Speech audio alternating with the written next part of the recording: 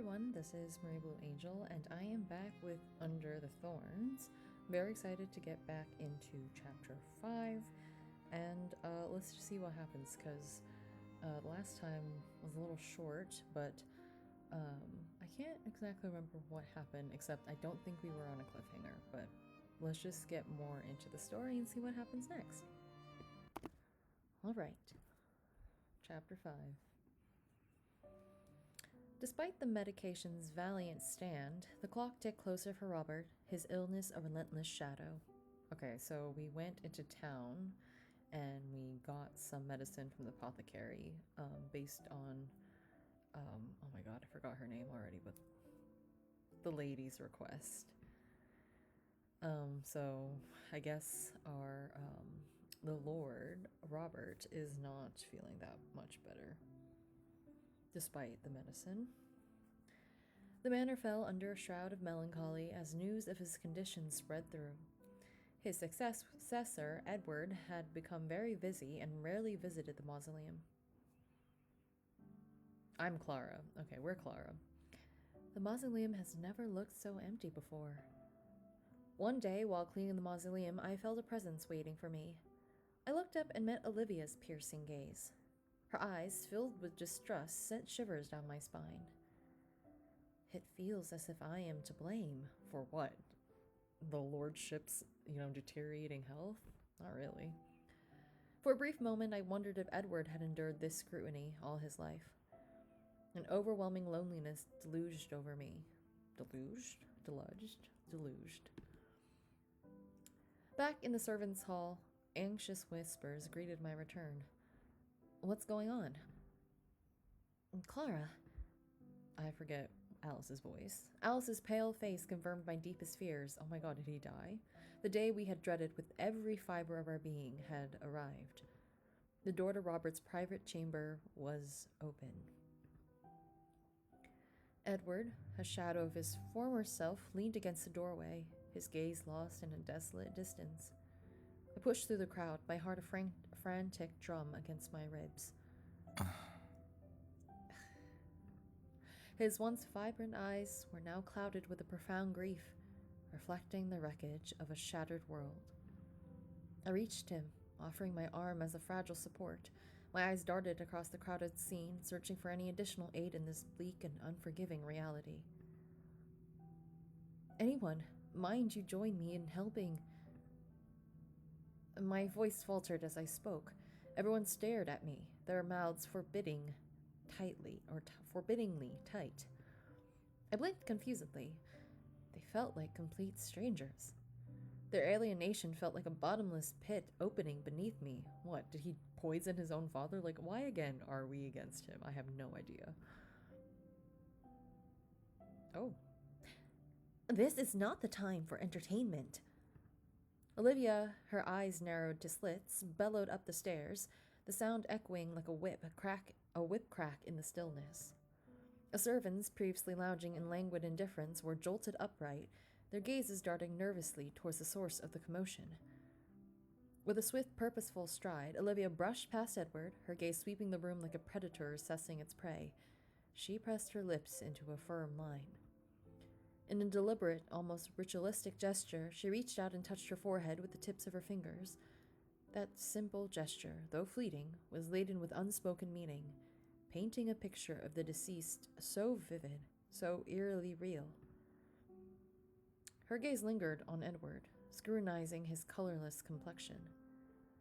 A ripple of emotion crossed the still surface of her eyes, a single stone disturbing the calm, but the ripples faded away just as quickly, and the surface returned to its former placidity, leaving no trace of the turmoil beneath. Alan, kindly escort the young lord to his chambers at once. Who's Alan? Have we met Alan before? This entire time and I didn't know the head butler's name. So sorry, Alan. With a curt nod to the head butler, Olivia entrusted Edward to his attention. Her eyes then shifted to me, their depths swirling with an unknown intensity that set my heart thrumming a frantic rhythm. Her grip, strong and unyielding, held me captive, demanding my full attention. The depths of her eyes held an atrocity so profound, so sickening, that it paralyzed me with terror, Is she just in charge now? Clara. Or Clara. Oh, she's calling us lots of times. Yes, ma'am. Did you view or share the apothecary's prescribed medications? Did you kill him? Olivia's grip on my shoulders felt like two iron manacles, constricting not just my flesh, but my ability to breathe like a curse. A mind flooded back to Edward's face, his eyes wide with fear and confusion. Unable to vocalize anything, I vigorously shook my head in denial. Olivia tilted her head, her eyes boring into mine with an intensity that rivaled the midday sun. A slow, cold smile, predatory as a viper slithering across sun-baked sand, crept across her lips. I see. Then, as abruptly as it came, her strength ebbed away. She smiled one last time and turned away, leaving me gulping for air and confused. I feel like Olivia killed this guy, but like, why else would you ask about that, you know? Okay, I'm trying to scenario. Let's just assume it's not Olivia. But why would you ask about the ingredients? Like, if he had just died because he got sick, like, I mean, he's already sick and he's dying and the medicine just wasn't enough, then why would you ask that? Like, did you think that maybe you realized after administering the medicine that it was the wrong ingredients? And so you don't want anyone to find out, but he's already dead, but like, it wasn't your intention to do that? But then how would you know? You know? It makes me feel like I should suspect her some more. Who knows? I mean, that's what my working thought is right now. Anyways, let's get back to Clara. Crushed by the overwhelming pressure, my legs gave way and I crumpled to the ground. Amidst the oblivious crowd, I slowly pulled myself upright, each breath a painful struggle. The flurry of activity descended upon the manor, shattering its usual stillness. Servants bustled like industrious ants, their movements driven by urgency. Some, with grim faces, tackled the daunting task of preparing for a funeral. Others, their task no less important, turned their attention to welcome the attendees, ensuring every detail was impeccable. Even the ivy, a tenacious vine that had long claimed the main entrance as its own, had succumbed to the gardener's determined efforts, revealing the weathered wall beneath. The mausoleum, even, once a place of solitude for Edward and me, now echoed with the footsteps of other servants, their presence a grim reminder of the impending funeral. But for some reason, the manor, though cleaner and more beautiful than it had been in the past few months, could not shake off the oppressive cloak of gloom that clung to it like a shroud. Somehow, it seems to have gotten worse. My brow was slick with sweat, and I used the worn sleeve of my shirt to wipe it away. A sigh threatened to escape my lips, but I swallowed it down, the weight of worry heavy in my gut. What happened to Edward? Olivia was a whirlwind of insanity that day. Did you view or share the apothecary's prescribed medications? Then the memory of the apothecary's words echoed in my mind, as clear as the hand-scrawled warnings on the parchment he'd given me. He'd worn in his note about the forbidden ingredients, the ones a patient in Robert's condition should never be exposed to. I don't know if I remember that. Like, I kind of remember that, but like, so why? Why would you prescribe it then? The apothecary had confirmed that he crafted the medications according to Olivia's precise instructions, and what kind of information does Olivia have to give those instructions? I feel like she's been wanting this to happen for a very long time. No way. A sinister picture gave me chills. My fingers unconsciously reached up to soothe the stray strand of hair that had escaped my braid, its coolness providing a fleeting distraction from the unsettling image. I mean, I don't blame you for thinking it, because I am. Across the room, Edward moved with a chilling purpose, his face etched with a grim premonition. He seemed to preordain the death of his father, Robert. A list detailed the impending arrival of those who would bear witness to the tragedy. Letters bearing a black wax seal, like a harbinger of doom, had been dispatched, calling upon acquaintances from all corners of the land. One by one, the guests began to arrive. They were a motley crew, drawn to the manor by a morbid curiosity and the weight of unspoken expectations. At the appointed hour, we were all summoned to the grand hall, the air thick with a palpable tension that threatened to suffocate. As we stood in a respectful line, heads bowed in silent tribute, a footman would announce each arrival in a monotonous tone, or voice, rather. Then Edward would emerge, his expression a mask of stoicism, and greet each visitor with a practiced cordiality. 遠方までありがとうございます。 Oh. I thought he was going to say more because there are many more sentences in English, but I'm assuming he said thank you for being here today. I offer my sincerest gratitude for your presence today. Your journey must have been long, and I am humbled by your dedication to my father's memory. Please, Lord Edward, do not express such burdens. I can hardly imagine what you must be going through. Indeed, he seemed in such good health a few years back. His passing is truly... Allow me to escort you, your esteemed lordships, Allow me to escort your esteemed lordships to the guest chambers. Well, some of them must have... whatever. You know what? They're lordships. Cool. The head butler, a figure of quiet efficiency, chose precisely the best moment to interject.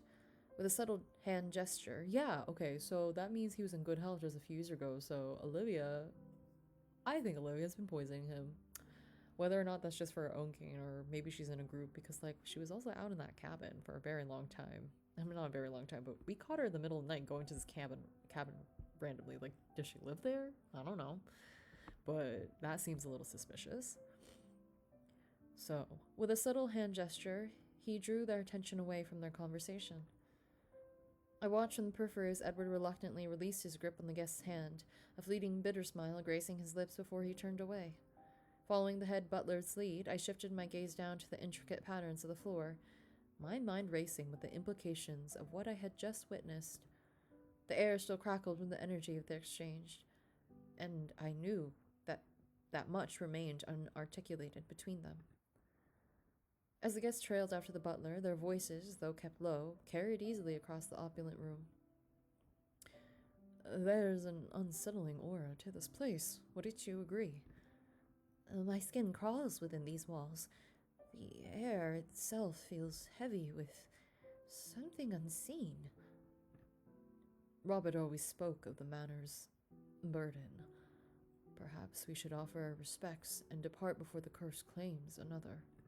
Damn. Out loud? Not in your private rooms you're not talking about that? It's kind of crazy. And they dare to utter such slander in public. Curse? Ridiculous. If such a thing as a curse existed, I would have been buried a long time ago. A frustrated groan escaped my lips as Thomas shuffled toward me, a tray laden with food held in one hand. Thomas paused, his gaze catching mine, one eyebrow arcing quizzically. Didn't you know? I'm quite surprised. Didn't his lord tell you? Are you saying that you're one of those who buys into those whispers? I get it. So that's why you've been sticking around him for so long. He seemed to understand my situation, setting the tray down in front of me with a gentle thud before sinking onto the seat beside me. Leaning close, he spoke in hushed tones, but the remainder of his words were a claptrap. Edward is a son of a Satan, said he. His explanation, rambling on about the bizarre occurrences plaguing the manor, felt hollow and unconvincing. Lord Robert has been killed by Edward, who's been draining his soul. What the I'm not saying that can't happen, but, like, where's the evidence? You can't be serious. You too have witnessed the shadows, haven't you? I have.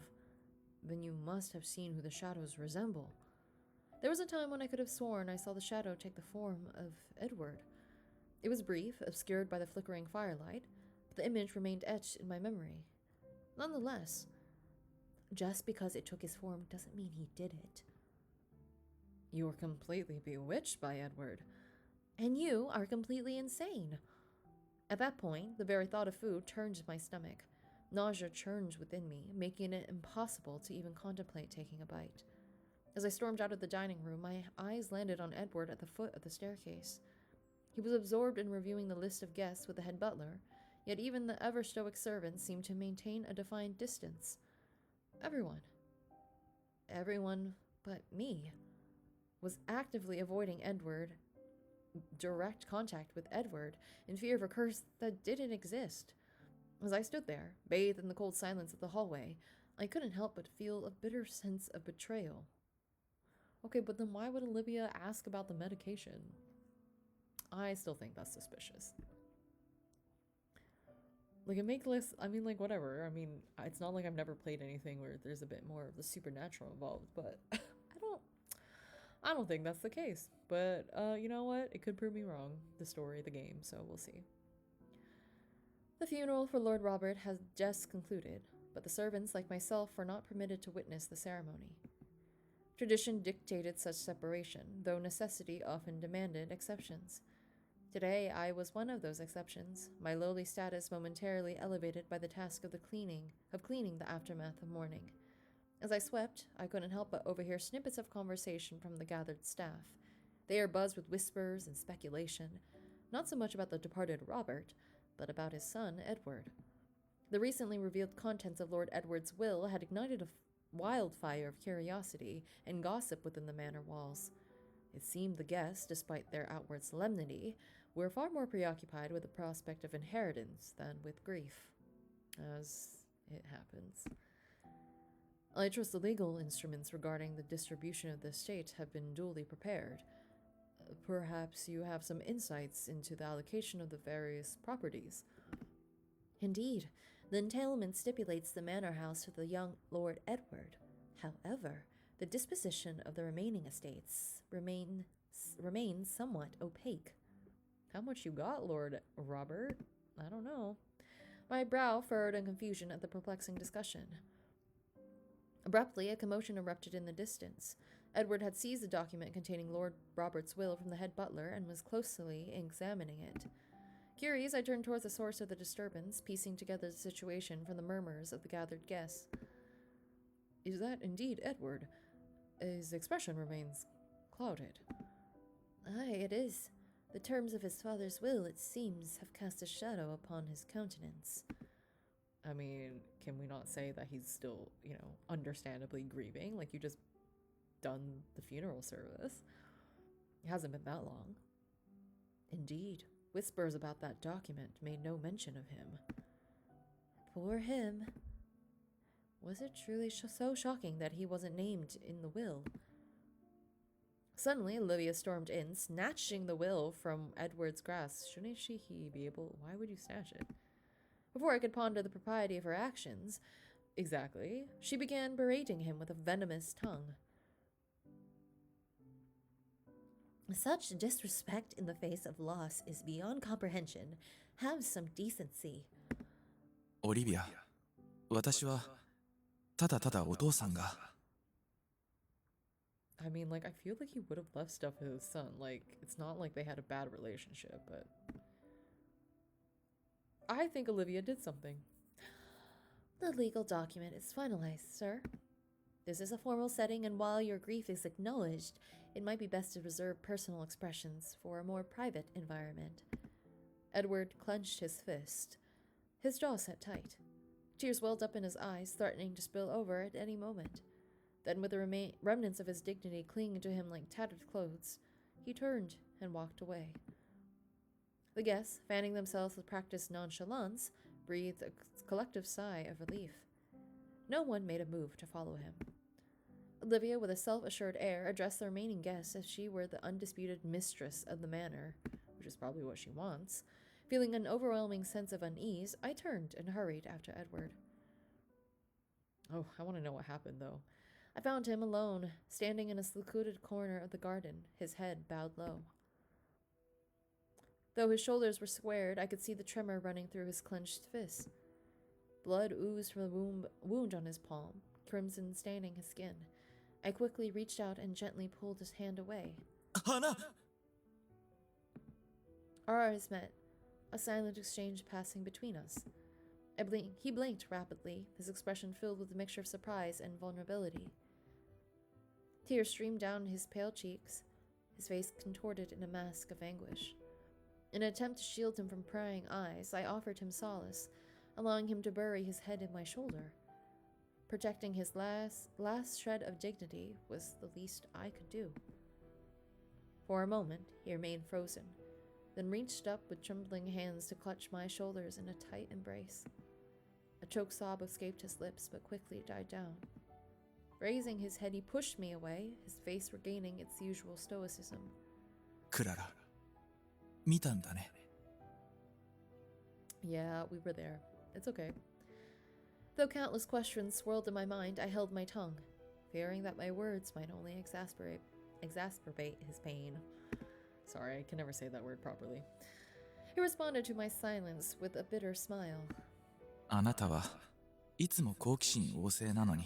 Well, yeah, we don't have enough details. Of course a girl would be curious. As his hand began to withdraw, I instinctively reached out and caught it. I'm not curious about anything. He turned his gaze downwards, his eyes reflecting a deep sadness. We stood there in silence for a long time, the only sound the echo of departing guests across the garden. It seemed the funeral was concluded, even though Edward, the rightful heir who would have normally received their respects, was absent, his whereabouts completely ignored. I felt an urge to rush towards them, grab them by the shoulders, and scream out my outrage. But I held back, my anger dissolving into a profound sadness for Edward. He only continued to trace the outline of my face with his eyes. I met his gaze then, with a determined tug, pulled away. Won't you join the others, my lord? 僕はその権利があるのか？ Why? Of course you do. You are the lord of this manor. お父さんにも捨てられた子が。I mean, if he died, that's not your fault. クララ、僕は疲れた。これ以上は戦いたくもないし、祈りたくもない。I mean, you are the rightful heir to this place. It's not like you don't have the title, but like, you know, mourning is mourning, so and grieving is grieving. So do that. That's so fair. My lord, who dares to make you beg? 何もかもがみんな僕をそうさせているじゃないか。 Okay, everyone, everything. A jolt of surprise coursed through Edward as the forceful words escaped his own lips. He shook his head in an attempt to dispel the confusion swirling within him, then hesitantly drew my hand to his forehead. He slowly dropped to his knees, his head bowed low. 分かっているじゃないか。この邸宅に僕の味方はいないよ。ただ君だけが僕を人のように扱ってくれるんだ。I mean, couldn't we just fire everyone else? I mean, okay, that's a little extreme. Fire everyone else who doesn't want to listen and then, like, make do with new people. I mean, there would still be rumors from new people who were hired, but, like, if you showed, like, wow, this is Lord Edward, they'd probably be fine. I don't know. Okay, what is actually happening? I mean, I assume it has something to do with Edward's mother and that stuff, but like it's not related, and it's obviously related to his father. So we'll see what we learn. And Olivia's done something, because why is she giving ingredients to a man that shouldn't be given to him in the first place? We don't know. His voice when he spoke held no trace of accusation, but a deep self-recrimination that resonated within me like a mournful echo. It was clear, beyond any doubt, that he was blaming himself for the pain he had to endure. Then I will stay by your side. The unwavering vow I had uttered elicited a sharp shake of his head, refusal etched on his face. He took a step back, his eyes filled with a complex mix of emotions I couldn't quite decipher. 家を出て、もっといい場所に行きなさい、クララ。 Don't make her leave. 古い屋敷に閉じ込められて、死ぬのは僕で十分だから。 Like, you're just gonna live in the manor with no one? Wait, Lord! As I turned to follow him, his retreating figure disappeared into the depths of the garden. A chilling question stopped me, dead in my tracks. Must I remain by his side? Until death do us part? My hand instinctively clutched at the fabric of my skirt, knuckles turning white with tension. Frustration welled up, forcing me to squeeze my eyes shut. I mean, she doesn't technically have to, but they do have like they are like they do share a bond. I don't know. I knew the path ahead would be fraught with hardship and uncertainty, a thorny journey filled with challenges. Yet even amidst the swirling doubts and anxieties, a single desire burned brightly within me, to hold on to Edward, to be his anchor in the storm, his solace in the darkness. Will you? Oh my god. Oh my god, it's chapter 6 already. Okay, well these chapters are quite short, so we're just gonna continue. The weight of the day's incident pressed heavily upon my heart, yet the demands of work offered little respite. The well-worn paths around the manor, once pristine, now bore the dusty footprints of our departing guests. Following close behind, we servants diligently cleared away the remnants of their visit. As I ventured into the garden, my gaze fell upon the mausoleum. Fallen leaves, a testament to the passing season, lay strewn across its weathered steps, igniting a spark of annoyance within me. Never ending, never ending. Will this clearing be my prison? With a grumble, I set out raking, the rhythmic rasp of the tool against the stone. Beneath the brittle tapestry of fallen leaves, new shoots of life unflinchingly pushed through the earth, a defiant proclamation of spring's imminent arrival. A wave of astonishment washed over me as I realized the passage of time. Scarcely half a year had passed, yet within that brief span our lives had been irrevocably altered. I always forget how to pronounce that word. Irrevocably. There you go. Also, I thought it was just fall. Like, how much time has passed? Like, between, like, I'm assuming it's like the day after, or it can't have been that much longer after the funeral. The unsettling events that had plagued the manor, Edward's alleged curse, the death of Robert, it all felt like a feverish dream, yet the lingering ache in my heart bore witness to its dark reality. As I completed my task, sweeping the last vestiges of autumn from the mausoleum grounds, a figure caught my eye. A tanned face, framed by a tightly pressed flat cap, peered from the arched doorway, a leather satchel, bulging with what appeared to be letters, hung from his shoulder.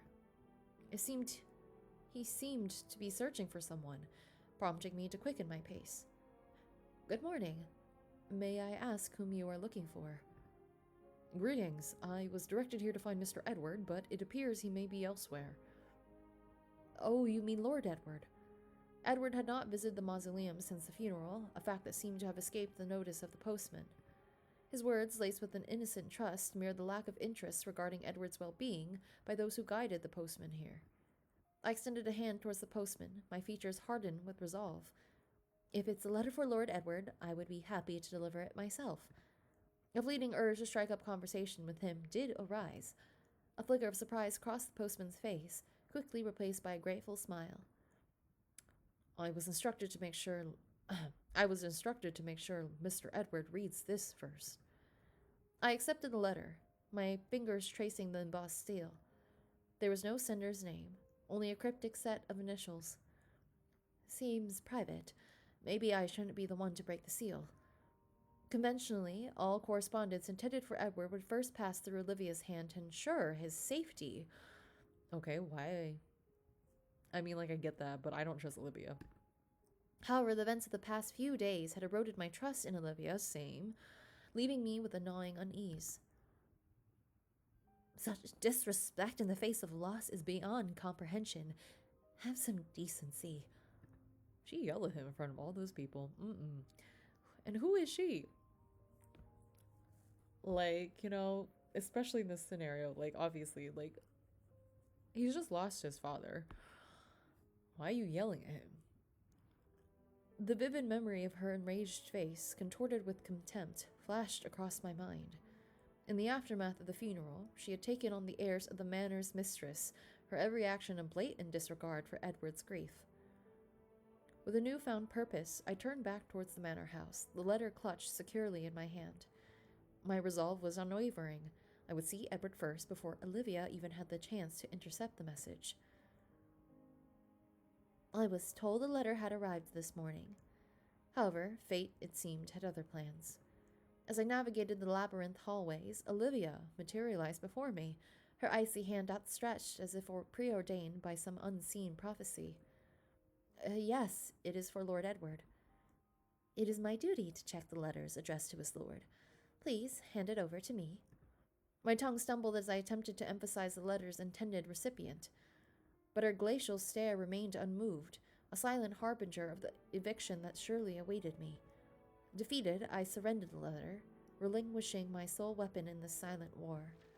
Olivia's lips, usually pursed in disapproval, contorted into a fleeting smirk as she devoured the letter's contents. You may deliver it to him. A tempest of questions raged within me. Why was she acting all high and mighty over a letter that was meant to be delivered rightfully to his lord? But I remained a stoic mask, concealing the agitation beneath. Okay, what's this letter gonna say? The hours crawled by, each tick of a clock a tormenting reminder of Edward's absence. I skipped dinner until finally, as the fiery fingers of sunset painted the crimson sky, I heard a telltale crunch of gravel. I bolted from my seat, the accumulated tension erupting as I saw Edward, disheveled but safe, stride towards the shadowed maw of the mausoleum. Startled by my sudden appearance, he blinked, momentarily losing his footing. Then a hesitant smile, laced with a web of conflicting emotions, bloomed on his lips. クララか。元気だった？ Okay, how long has it been? It's only been a few days. Good, Lord Edward. Thank you. You too? He smiled. His smile mirrored the awkward greeting I offered, my words distant and tentative. He glanced at the letter clutched in my hand, then, without a word, reached out. Minutes stretched into eternity as he devoured the message, his brow furrowed in deep concentration. When he finally finished, a heavy sigh escaped his lips. そうだね。そういう時が来たんだ。Overdue. クララ、手紙を捨ててくれ。読んでもいいから。Why? What happened? A weary hand massaged his brow, hinting his distress. Without meeting my gaze, he withdrew into the manor's vast embrace, swallowed by its concealing darkness. Left alone with the echo of his retreating footsteps, I stared down at the now open letter. Dear Edward, grim tidings, I'm afraid. The salty winds conspired against my passage, and my arrival is now becalmed beyond February's frost. It grieves me deeply that I'll miss your father's final voyage. May the hell have mercy on his soul, if he has one. We shall raise a toast to your father soon. Yours affectionately, Brandon. Brandon? Who the fuck is... Who is Brandon? Okay, well, we'll see Brandon later. Scarcely had the ink of the letter dried when a serpent of carriages, all grand and gleaming in the afternoon sun, slithered up the manor's drive, disgorging a cacophony of footmen and horses. They're here, through the gates already. By the heavens, they've arrived ahead of schedule. No matter what, we must adapt. Get the kitchens churning, the rooms prepared. Drawn by the commotion, I, along with the rest of the bustling servants' swarm, gravitated towards the grand hall, anticipation thickening the air like dust motes in a sunbeam. There, before the oaken maw of the entrance, stood Edward, an unaccustomed formality clinging to him.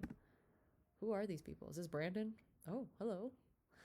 As the doors opened, revealing a tableau of opulence, a man stepped into the hall, his middle-aged frame draped in a cloak that whispered of faraway ports and sun-bleached landscapes.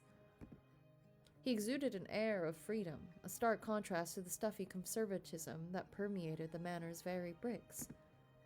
邸宅へようこそ、ブランドン卿。 Okay, this is Brandon. Formal as ever, Edward. Though I wouldn't expect a handshake from a lord. Perhaps a nephew's hug is in order. Edward met the man halfway, a small smile tugging at the corners of his lips. I saw it mirrored in the newcomer's eyes, a warmth that seemed to momentarily thaw the frigid reserve Edward usually wore like a second skin.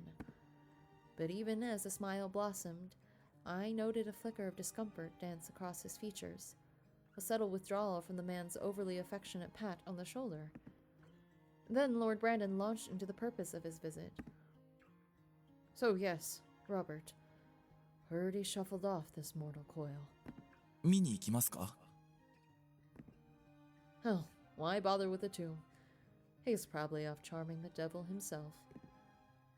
Just as the letter had hinted, their interactions were laced with subtle discord. Lord Brandon's words felt tinged with the cynicism I rarely witness in one addressing their brother. Brandon's jovial hand landed on Edward's shoulder, the weight of it surprising the ever-cautious diplomat, momentarily disrupting the carefully constructed barrier he so often wore. I've come to see you, Edward. Oh. Though the afterglow will have to wait. I'm beat. Suddenly, Lord Brandon, with a practiced theatricality, declared himself wearied by the journey, leading his entourage, a silent tide of black and silver livery, towards Olivia's watchful figure. I feel like, are they in cahoots? I don't know. I don't know what to think anymore. Without a word, she absorbed them into the manor's shadows, leaving Edward adrift in the wake of their departure. Curiosity birding, I exchanged a conspiratorial glance with Bruce. Sounds like Mr. Brandon and Lord Robert didn't quite see eye to eye, huh? Yeah, they had their differences. A bit of a clash of personalities, I guess. Lord Brandon was rather free-spirited. Having heard Bruce's depiction of Lord Brandon, Alice snorted. Free-spirited is one way to put it. More like a rebellious thorn in Lord Robert's side. Alice, you're too loud. Like I care. I feel so sorry for Lord Robert. He bent over backwards for him, gave him everything. And what did he get? Nothing but ingratitude and trouble. Bruce sought to soften the blow of Alice's coldness with a smile and some quick rationalization. He had a flair for the unconventional back then. A bit of a maverick, you could say. He held a certain sway over Edward, and the late lord appreciated that. Apparently, beneath the veneer of formality, he and Edward shared a bond closer than the rigid ties to Olivia or the late Lord Robert. As they exchanged the inaudible words between them, Brandon's fingertips stabbed the air in our direction, followed by Edward's stern reaction. His eyes, usually as veiled as a locked room, swirled with emotions before retreating behind his customary mask. My breath caught in my throat. Had he somehow caught wind of our hushed whispers? But no, his gaze turned swiftly away from me, settling back on Brandon with an intensity that almost felt like a rejection. It was as if I had become a mere shadow beneath his notice, unworthy of a second glance. And in a curious twist of my own conflicted heart, I was both relieved and repulsed. Okay, so what does Lord Brandon do? Like, he's here because he was going to be here for the funeral, rather. I was going to say wedding. So sorry. But that's not what's happening here. But I wonder how long he'll be, or does he take over this day? But wouldn't it just be Edward? I don't know. I'm worried that there's some conspiracy where, like, Olivia's going to try and get Lord Brandon to be in power and, like, you know, usurp Edward's power, etc. But we'll see. Hopefully that's not the case. Breakfast broke the weak silence, serving up a breaking news. You mean me? Yeah, he doesn't want anyone else. Thomas met my worried gaze with a furrowed brow, mirroring the disquiet within. Lord Brandon's unexpected olive branch, a dinner with Edward to mend their strained ties, had blossomed into a thicket of thorns. Edward's acquiescence to Brandon's dinner proposal seemed inevitable, a foregone conclusion etched in the starch of the tablecloth and the glint of silver cutlery.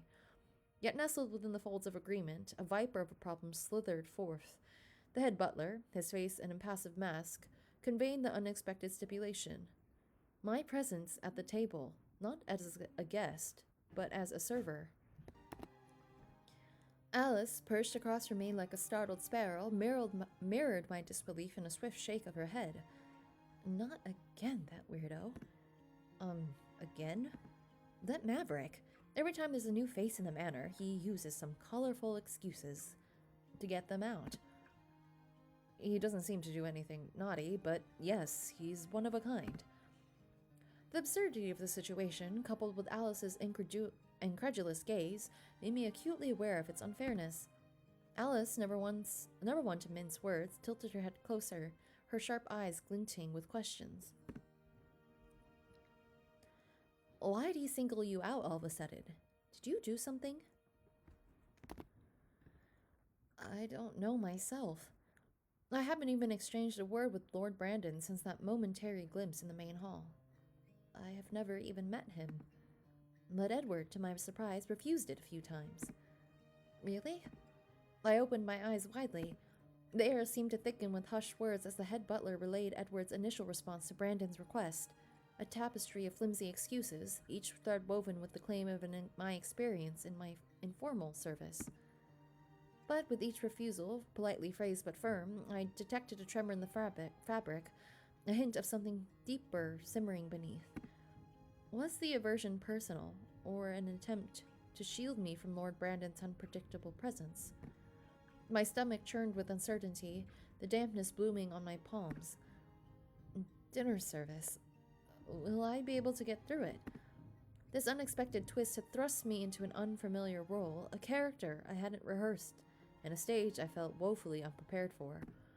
The vine of worry, already entwined around my heart, tightened its grip. Well, I guess we'll see.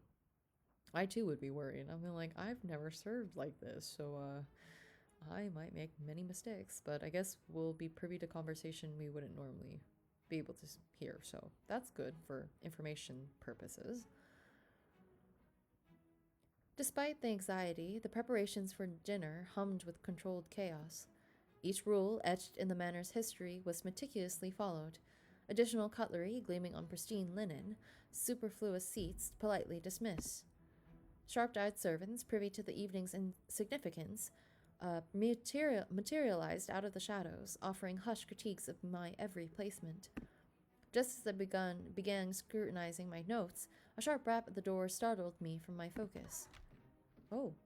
Lord Brandon, draped in casual finery, exuded an air of relaxed amusement, while Edward's face was a storm cloud of disquiet. The tension radiated, causing even Thomas and Alice to stand ramrod straight, their faces etched with ineffable concern.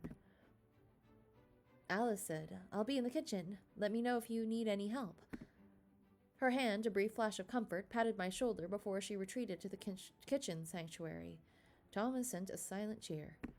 Taking a deep breath that swallowed the bitter knot in my throat, I stepped into the light, confronting the two nobles. Edward, his jaw clenched tight, reflected nervousness, while Brandon, a puzzle wrapped in a smile, studied me with an unnerving intensity. "Sorry, I wouldn't normally dare disturb your dedication, but a whisper of your involvement piqued my curiosity. I beg your pardon." 席に座って話しましょう、おじさん。 Edward's voice, sharp and abrupt, sliced their conversation before I could grasp its meaning. He ushered his uncle towards a seat, his movements stiff and controlled. That was my job, I thought, when Brandon held out his hand with a friendly smile. "Don't bother. My purpose in summoning you is not to dictate, but to engage in conversation." My gaze shifted to Edward, seeking his disapproving nod, some justification for the unexpected task. Then why call me at all? The silent question bubbled within me, but duty demanded obedience. I stepped back, retreating into the shadows of my assigned role. "What would you like for an aperitif?" "I'll go with the chef's recommendation." 水でお願い。 "Yeah, get some miso." The empty table devoured my attention, swallowing my voice whole. Edward hastened to add, あの客も。 Oh, he's very curt right now. "Certainly." The rules of the manor, always lurking. Brandon's eyes sparked with sudden comprehension. His tongue clicked against his teeth, the sound sharp and unsettling. I, sensing the shift in atmosphere, excused myself and slipped outside to deliver the orders to the kitchen. The sound of lively conversation continued to fill the room. The clink of crystal announced my arrival with the requested drinks. Edward engaged in a subdued conversation, briefly glanced my way, and the room's volume dipped further. An awkward realization settled upon me. Had I unwittingly interrupted a private exchange? You could have, possibly. A sigh escaped me as I hastily placed the beverages down, a growing sense of annoyance prickling at my nerves. Just as I prepared to depart, Brandon, his face etched with a disarming smile, made a request. To ensure an uninterrupted enjoyment of this exquisite meal, I would be happy if you could present all the courses simultaneously. Oh, I see. I shall let the kitchen know. While we wait, Miss Clara, wouldn't you care to join me at the table? There seems to be an unoccupied seat. Sorry? A tremor of unease shook me. Was there a hidden motive lurking beneath Brandon's casual suggestion, like sexual harassment? My surprised eyes turned to Brandon. Edward, in stark contrast, seemed to retreat behind a mask of disapproval. おじさん、二人だけで食事するという条件だったじゃないですか。Yeah, why do you want her here? Was it? Don't look at me like that. You're embarrassing your uncle. Okay. What's her game, Uncle Brandon? Despite Edward's icy glare, Brandon's smile held steady, its warmth seemingly directed at me alone. Cradling the tray, I found myself shifting under the weight of their combined attention, my smile a grimace of awkwardness. Edward's brows arched briefly, a mere hint of surprise before it smoothed away. Then his gaze drifted sideways, avoiding mine. So you don't even want to look at me now. Fine, then I have other plans. It's an honor to be able to talk to someone as wonderful as you, Mr. Brandon. I shall ensure your request reaches the kitchen. I will be back shortly. My words tumbled out before I could catch them. The world blurred, and somehow I found myself perched on the stool, work clothes rumpled and awkward. My heart, instead of swelling with excitement, throbbed with a raw discomfort.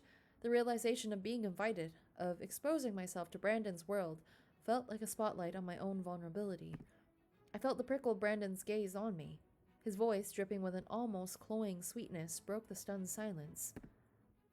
I assume you've been to a dinner party before. I attended a few while I served Lady Jane. She had taught me the dining etiquette. She must have taken quite a liking to you. I just concluded that she deemed it wiser to keep me seated beside her than set me loose in the boundless fields, ready to wreak havoc. So, Miss Clara, how long have you been serving the manor? Just over 4 months, sir. My. I figured you've been here longer with how good you are at your job. Thank you. Don't feel the need to exert undue... I don't know how to laugh. Don't feel the need to exert undue pressure upon yourself. How can I not feel pressured? The question echoed in my mind as I watched Edward discreetly swipe at his mouth. His facade of calm fractured, his nervous gesture giving way to a tightly drawn expression, a mix of apprehension and resolve hardening his features. I should have asked this earlier. Forgive my curiosity, Miss Clara, but the air seems charged with a certain intrigue around you and Edward. Perhaps you could shed some light on the recent developments. What does he want to know from us? Our recent exchange of contempt? I remained silent in embarrassment. With a smirk like a sly cat who'd stumbled upon a squeaking mouse, Brandon's eyes flicked back and forth, savoring the awkward dance playing out between us. You see, Edward wrote me the most peculiar thing, asking me if I would take someone under my wing. Someone he's apparently vouching for with the utmost, shall we say, creative license. 酔いましたね、おじさん。You don't have to feel shy, my boy. The playful glint in Brandon's eyes met a wall of unyielding neutrality in Edward's gaze. Like a mischievous child testing boundaries, Brandon savored the challenge, his smile widening ever so slightly. Edward, with the unflappable grace of a seasoned diplomat, maintained his indifferent facade, the flick of his wrist as he resumed wiping his mouth, the only hint of acknowledgement. If not, I still have a chance. Miss Clara, why don't you work for me? Never mind. He was not a child. He was just a weird person. Brandon's sly laugh ripped through my strained smile, shattering my carefully constructed facade. Without a word, Edward's gaze met mine, then hardened like a flint as he turned to Brandon, his voice laced with frustration. 本気で提案しますが、お酒を減らした方がいいですよ。He said, Uncle, please. Why, didn't you say I'm a wonderful person, Miss Clara? Yes, but I didn't mean it any other way. I thought I would get sick if I had food right now. The echo of my thought hadn't even faded when Edward spoke, his voice dropping to a menacing tone. クララは誰にでも優しいので、そうするしかありません。Really? I guess she's been pretty good to you. そういえば、手紙でいい事業を見つけたと書いてありましたが、いかがでしたか？ He's like, let's change the subject. Let's talk about business. Oh, that. Brandon, like a chameleonic actor slipping out of a role, seamlessly morphed back into the picture of a polished gentleman as the conversation steered to professionalism. Edward, his shoulders previously hunched in tension, eased into a more relaxed posture, a ghost of a smile playing on his lips. The air, thick with tension moments ago, thawed, melting into a semblance of their usual convivial dinner atmosphere. The clinking of ice against crystal replaced the gurgling symphony of water. Glasses were consistently offered to my hand, then another, then another. The chill of the first sip gave way to a slow burn, a flush creeping up my neck and staining my fingertips a telltale red. I found myself, the air thick with the heady scent of wine and laughter, as Brandon's voice wove a captivating tapestry of words. My sister-in-law possessed a quite prodigious talent for painting. It's such a lamentable shame that she's chosen to set her brushes aside. I agree, she had incredible talent. Did Edward show you the paintings? Brandon's gaze, once again alight with mischievous sparklers, started back to Edward. With a conspiratorial grin, he cupped his hand over his mouth, not quite muffling a playful psst that promised thrilling gossip on the other side. Did you know, Clara, that Edward shares his mother's artistic flair? That's quite the revelation, Mr. Brandon. 騙されるなよ。 教養として、やっと書いていた程度だよ。 He's like, don't believe him. We're both drunk at this point. I see a touch of blushing on your cheeks, Edward. Have the charms of Miss Clara subdued the lion of the ballroom? お願い、おじさん。変な噂を広めないでください。 He's like, don't mention my blushing. Look at him, he's cute though. The flush on Edward's face, a delicate watercolor in the candlelight, left me grappling with a tangle of emotions. My drunkenly imaged picture of him pirouetting in a ballroom spurred a giggle that choked on my lips. If the epitome of bachelor made him a social butterfly, why did envy twist in my gut like a vine choked by jealousy?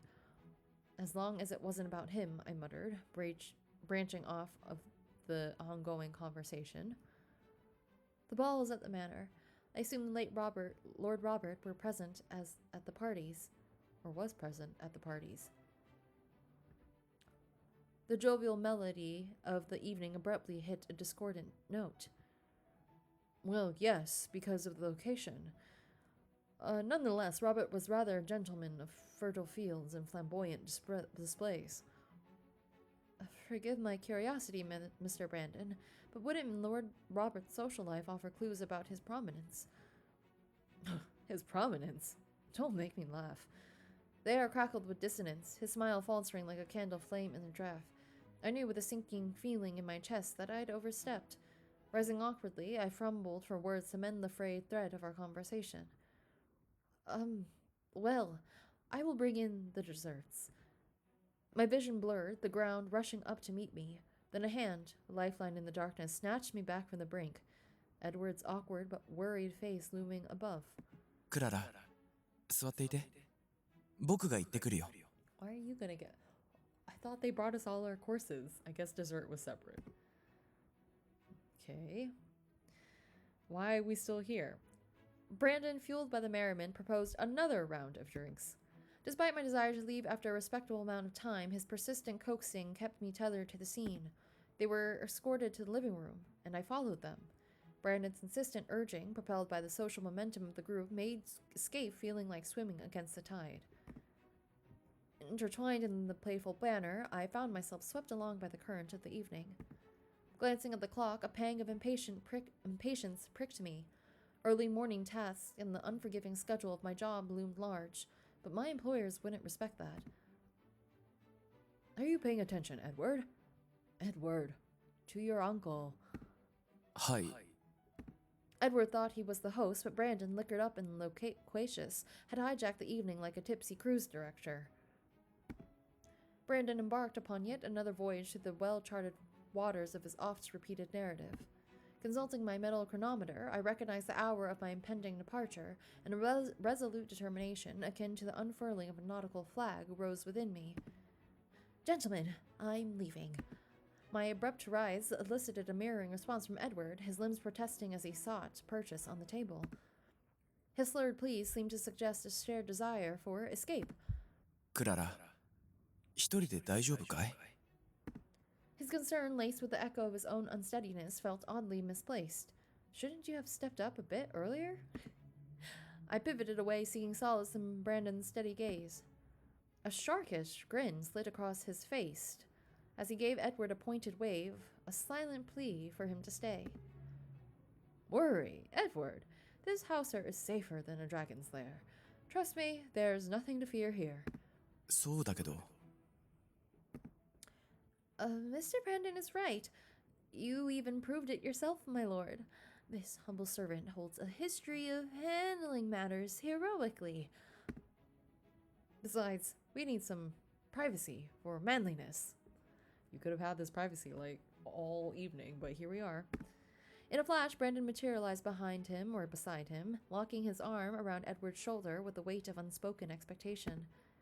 Edward, surprised by the swift change of tactics, flinched slightly, a mix of betrayal and confusion darting across his eyes. クララ。 Sorry. Wishing you both a productive and prolonged evening, gentlemen.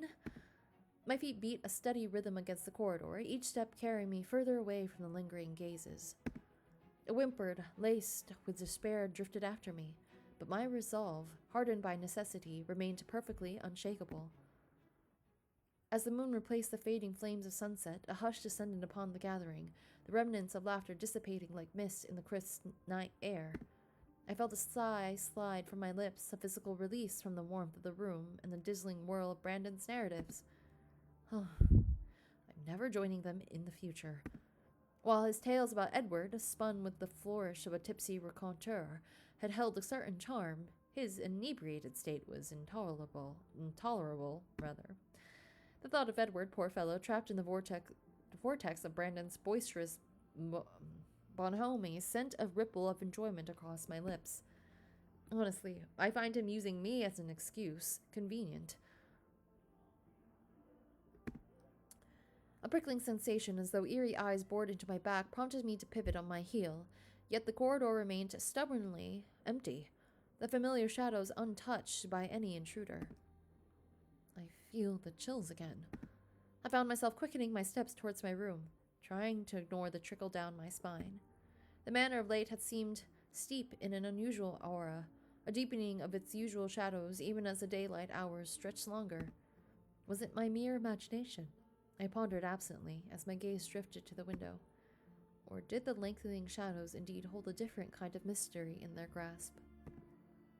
As a shaft of light, unexpected and intrusive, pierced the gloom above, momentarily illuminating the second floor. Though I recognized the corridors at night as harmless, the house rules demanded discretion. I lowered myself into the shadows to avoid getting in their sight. The beam briefly danced across the ceiling before plunging back into darkness, leaving me blinking in the aftermath. Hesitantly, I peeked through the glass, only to find a familiar face. It's Olivia. Clad once more in her flowing robe, Olivia glided towards the basement, her fingertips brushing the edge of her hood. The sight struck me with a discordant tone, or note, rather. Her purposeful movements seemed at odds with the strict confines of the household's dictates. Did Olivia, I pondered, weave these very directives to cloak a clandestine purpose? Answers, it seemed, were paramount. With swift feet, I descended the stairs, my steps quickened by the urge to unravel the secrets lurking beyond the backyard threshold. We're following her. Olivia's swift departure had painted the air with a chilling absence, the silence itself pregnant with the echo of her hurried steps. Time, draped in a cloak of uncertainty, seemed to slow to a crawl, each tick of the clock a reminder of the secrets lurking beneath my feet. The weathered metal hand of the cabin door, cool and clammy under my touch, felt like a chilling premonition of the truth I was about to unearth. Taking a steady breath, I pushed open the heavy door. It's grown a haunting prelude to the descent into the enigmatic depths below. Oh, this is a surprise. The door hung ajar between me and the shadowed depths within, silently screaming. I mean, last time it was locked, I think. The door, so, we'll see. We'll see what happens here. Like whispers of tales of decay and abandonment, the wind gnashed through the crack. Sharp and acrid taste of alcohol lingered. It burnt a path of defiance down my throat like a temporary antidote to the creeping dread. Oh. The cabin's familiar aroma of rust and sawdust had vanished, replaced by a damp, earthy chill that crept up my sleeves as I stepped across the threshold. No cluttered shelves or workbenches greeted me, only a broad staircase spiraling towards like a black serpent into the heart of the unknown. The candlestick, snatched from a forgotten corner, offered a sputtering bravado against the encroaching darkness. Its flame, buffeted by a sudden gust of frigid air, flared precariously, casting shifting shadows that danced on the rough-hewn walls. A grimace twisted my features as I clutched my hands together, offering scant protection against the chilling breeze.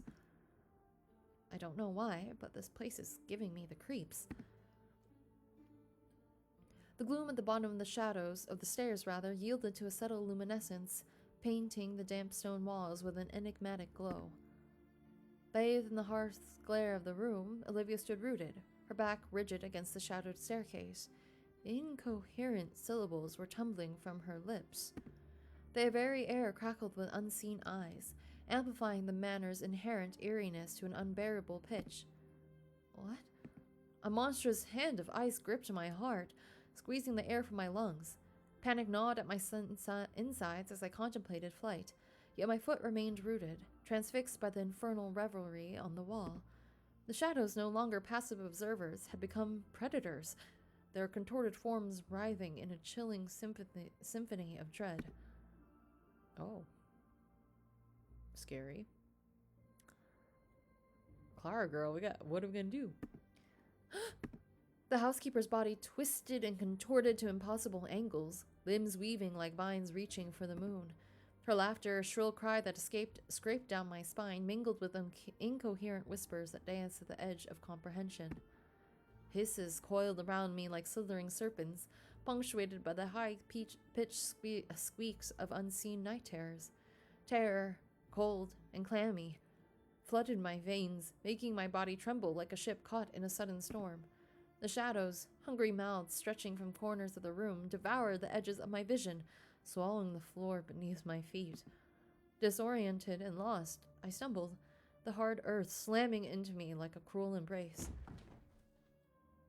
Olivia, usually unflappable, froze, her gaze snapping towards the source of a sudden noise. Her chest rose and fell in rapid, stertorous breaths. You! Reveal yourself! Each step of the winding staircase echoed in the abyss, the shadows playing tricks on her senses. Nowhere to hide, nowhere to seek solace, just the oppressive vastness pressing in from all sides. Every nerve ending hummed with alertness, her ears straining to catch the faintest whisper in the suffocating silence. What should I do?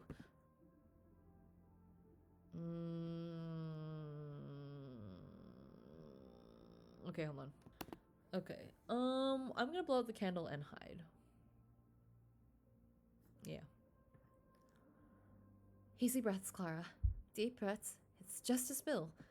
With a shaky yet deterministic hand, I snuffed out the candle and plunged myself back into the inky void to retrace my steps up the stairs. My eyes were fixed on Olivia's silhouette, which remained unmoving. Even if she turned, my form would melt into the shadows. Easy, Clara. Everything is going to be all right. Just calm down. The fragile truce of stillness shattered. Like a predator scenting prey, Olivia turned, her eyes glinting with newfound realization. Moonlight stretched shadows into hungry fingers, each one inching closer and closer until they clasped round me like icy chains. Finished, I thought. The word a cold ember on my tongue as the jaws of my fate clamped shut. Thud. What?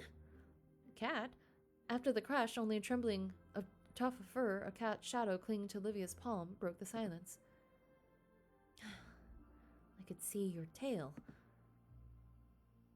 Olivia hadn't flinched at the noise, even though she must have heard.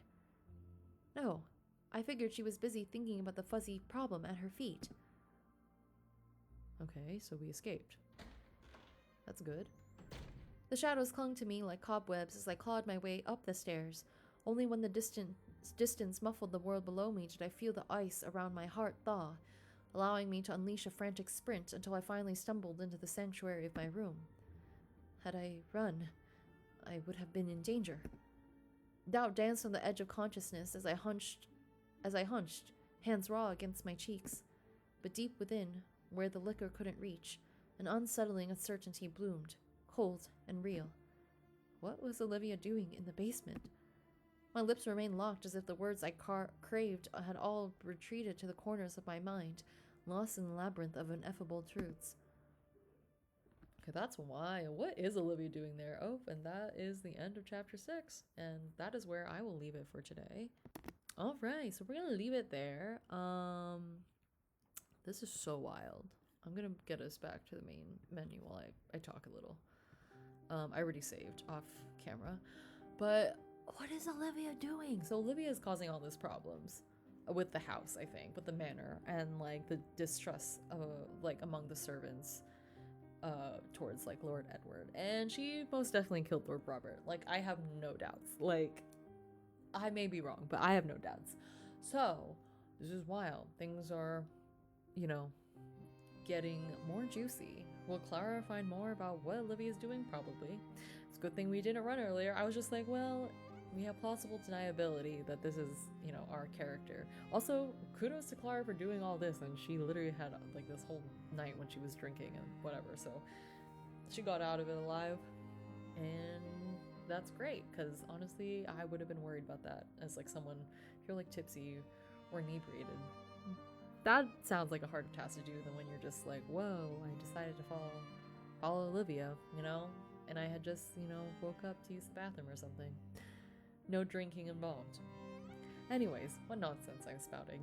This is very interesting. I am excited to see more of the story, and I hope you are too. If you like the video, please press the like button, and if you'd like to subscribe, I very much appreciate that. I will be posting more of Under the Thorns as I continue, as well as other playthroughs of other visual novels.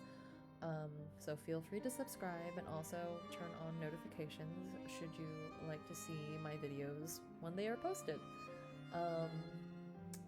Anyways, also thank you. I made it to my goal of 150 just subscribers by the end of 2024. And in fact, currently I have 155 subscribers, and I am very grateful to each and every one of you for subscribing and, you know, watching my videos and everything. This is a very fun thing for me to do, and I'm very glad that others share my passion also for, you know, enjoying fun stories and beautiful art and writing and games and such. So thank you so much. But I will be back soon. Do not worry, with even more of Under the Thorns, and again with others. So I will see you next time. Bye!